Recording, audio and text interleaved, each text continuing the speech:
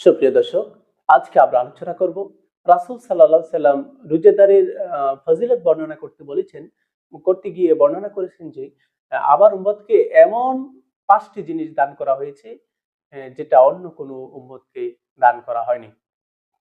অর্থাৎ অন্যান্য উম্মতের রোজা ছিল, কিন্তু আমাদের এই রমজান উপলক্ষে আমাদের এই রমজানের মাধ্যমে রোজার মাধ্যমে যে ৫টা স্পেশাল কিছু দান করেছেন যা অন্য কোনো উম্মতকে দান করা হয়নি।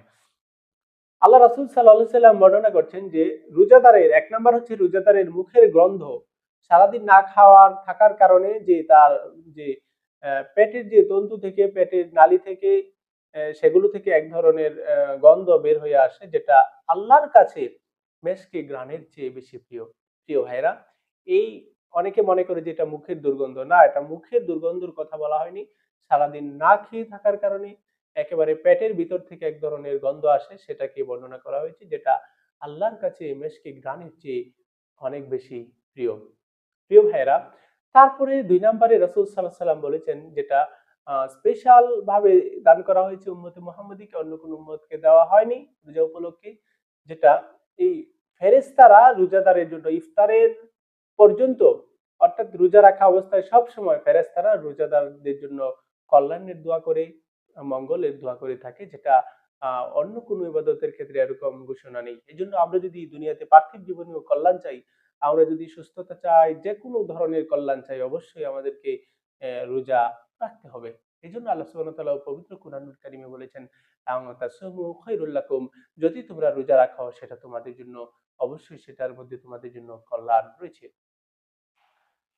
তৃতীয় নাম্বার যে বিষয়টা, যেটা রাসূল সাল্লাল্লাহু আলাইহি সাল্লাম বর্ণনা করেছেন যে স্পেশাল ভাবে আমার উম্মতকে দেওয়া হয়েছে, সেটা হচ্ছে রোজাদারের জন্য প্রতিদিন জান্নাতকে সুসজ্জিত করা হয়। এবং আল্লাহ সুবহানাহু ওয়া তাআলা ঘোষণা করেন, অতি সত্বর আমার নেক বান্দারা কষ্ট, দুঃখ কষ্ট থেকে মুক্ত হয়ে আমার কাছে চলে আসবে এবং জান্নাতকে প্রতিদিন সুন্দর করা হয়, সুসজ্জিত করা হয়, সাজানো গোছানো হয়। চতুর্থ নাম্বার, এই রমজান মাসে বিভিন্ন শয়তান, দুষ্ট জিন এবং শয়তান যাদেরকে আবদ্ধ করে রাখা হয়, যা অন্য কোনো মাসের মধ্যে করে রাখা হয় না। যার কারণে অন্যান্য মাসের মতো এই মাসে খারাপ কাজ সংঘটিত হয় না।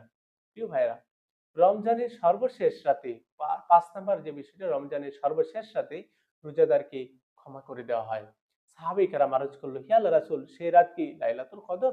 আল্লাহ রাসূল সাল্লাল্লাহু আলাইহি সাল্লাম বললেন, না, নিয়ম হলো কাজ শেষ হলে মজুরকে তার মজুরি দিয়ে দেওয়া হয়।